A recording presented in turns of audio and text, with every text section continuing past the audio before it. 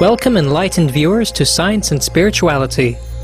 This week, our guest is Macedonian psionic or psychic researcher Pane Andov. Throughout his life, Mr. Andov, a vegetarian, has had numerous extraordinary encounters with extraterrestrials and unidentified flying objects, or UFOs, which he has shared with us in previous programs. Crop circles are wonderfully arranged, impressive geometric forms that mysteriously appear in farmers' fields overnight. Many believe these magnificent creations are messages from otherworldly beings. In this two-part series, Mr. Andov will shed light on the meaning of various crop circle designs and discuss the enormous changes he says our planet and humanity will experience at the end of 2012 and beyond. I would like to share our amazing information, what is going to happen in near future about 2012 and 2013 event.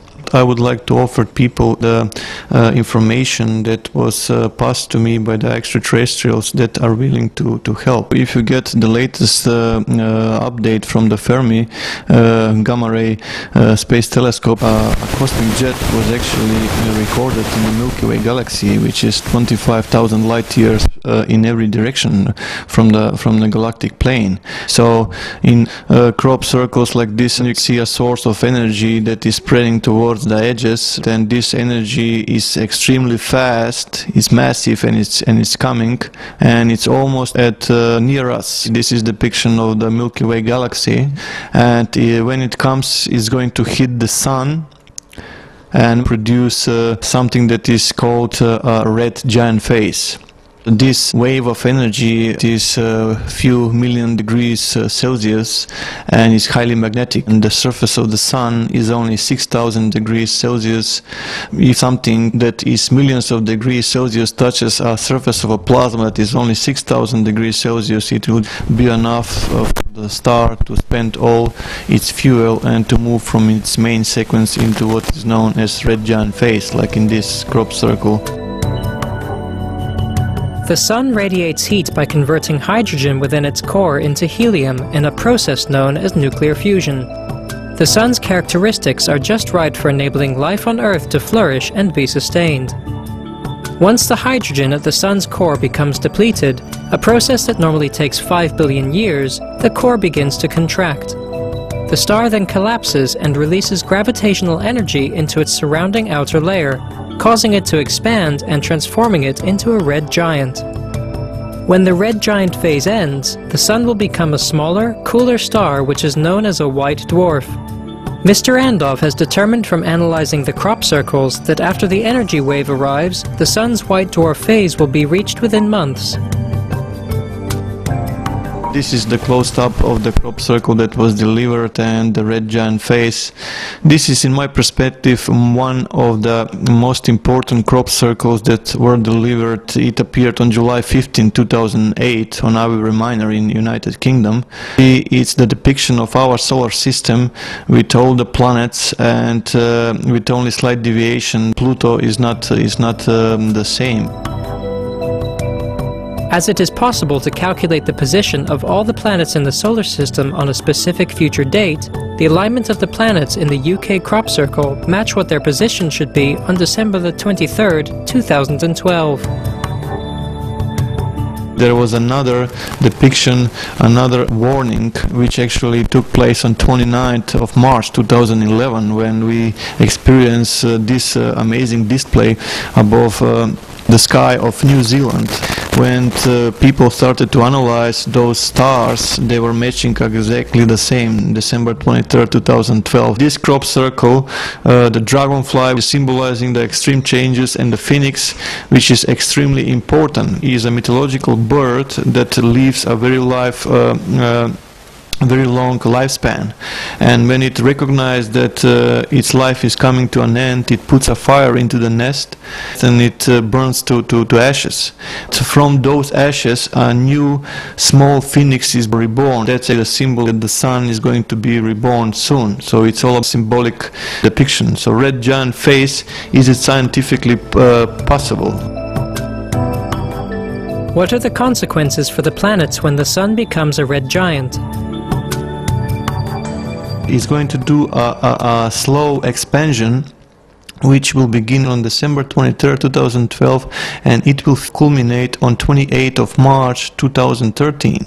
The Sun here is expanded and it had swallowed Mercury and Venus completely. That leaves Earth and Mars very, very dangerously close to the Sun. The energy emanating from the center of the galaxy will not just transform the Sun. Panay Andov says it will make contact with the rest of the solar system as well. This energy, as it's spreading towards the edges of the galaxy, will also pass through all the planets, including Earth. So just for comparison, the hottest layer of our atmosphere is thermosphere. It's around 1,500 degrees Celsius. Most of the time it's less than 1,500 degrees Celsius.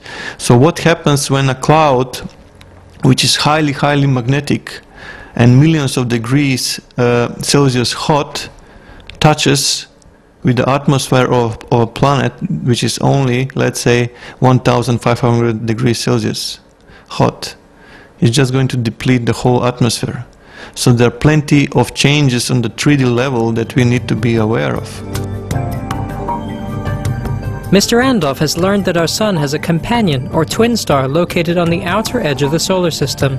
The Sun becoming a white dwarf will enormously change the relationship between these two stars. I will just need to mention this. The other celestial object spotted on the skies is actually a twin star orbiting around our star. And this energy that is approaching will hit that star also. And when it's going to hit that star, it's going to move towards the white dwarf. What we have seen in the astronomy, two white dwarfs are attracted by each other gravitationally. They start to rotate around each other, eventually they collide. And when those two will collide, they will produce a bigger star, which to produce enough light and heat that will provide the conditions for life again. So what I'm trying to say with this is that this white dwarf alone is not capable of producing the same amount of light as we are receiving today, which means it's not capable to produce the same amount of heat that we need to survive on the surface. Mr. Andov believes that the energy wave heading towards Earth need not lead to disaster. Rather, we can take steps now to protect our planet. But this energy that is approaching can be shielded, and the crop circles are leading us towards the conclusion and to the answer how we can do this. The data that arrived through the crop circles, plenty of information was about the fractal geometry, and people realized that they are referring to fractals. But in reality, they are referring that this universe we live in is a fractal universe, and we can influence it. Panay Andov says that although the recognition of fractals is correct, most don't understand that the data is saying that we live in a fractal universe and we can influence or change the universe.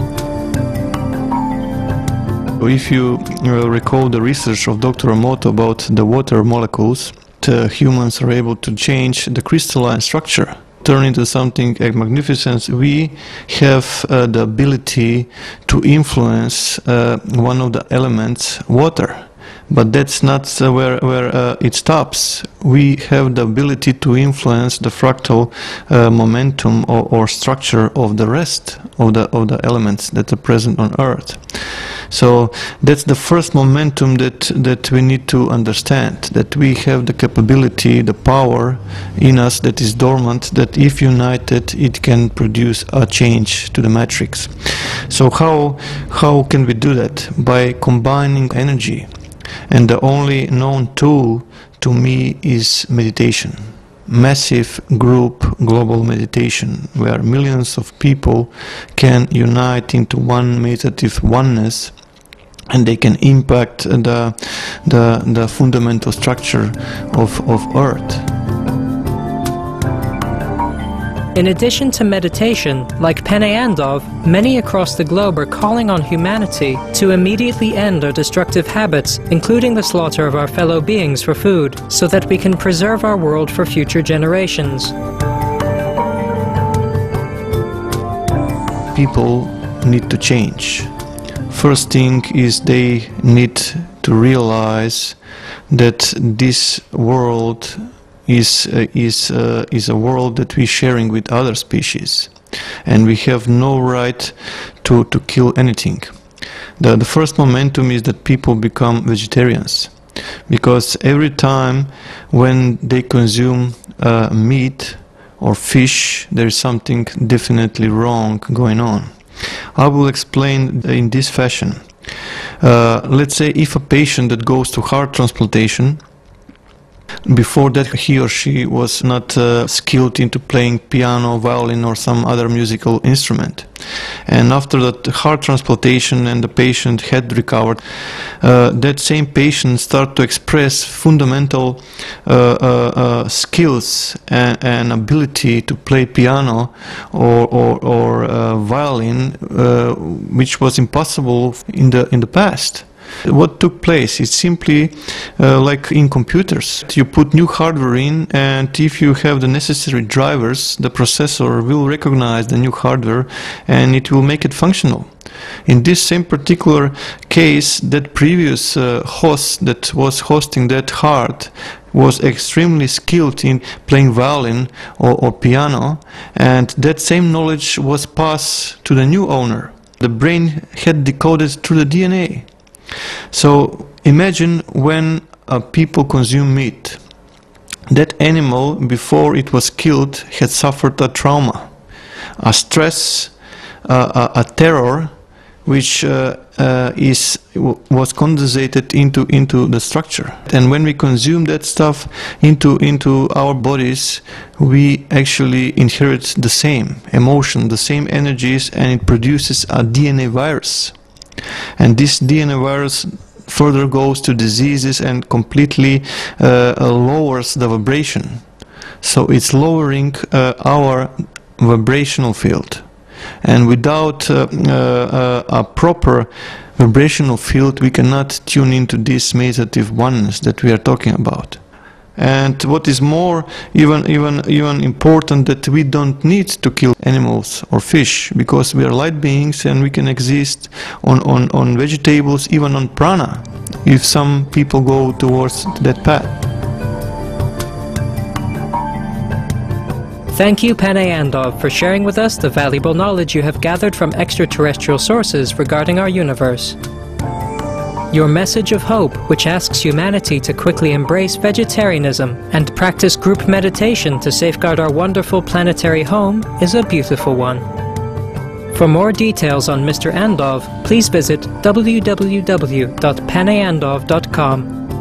DVDs and ebooks by Mr. Andov are available on the same website. Please join us again next Monday on Science and Spirituality as we continue our interview with Pane Andov about Earth's future and the workings of the cosmos. Thank you, perceptive viewers, for your company today on Science and Spirituality. Words of Wisdom is coming up next after noteworthy news. May we forever treasure the world in which we live. For more details, please visit www.suprememastertv.com/SS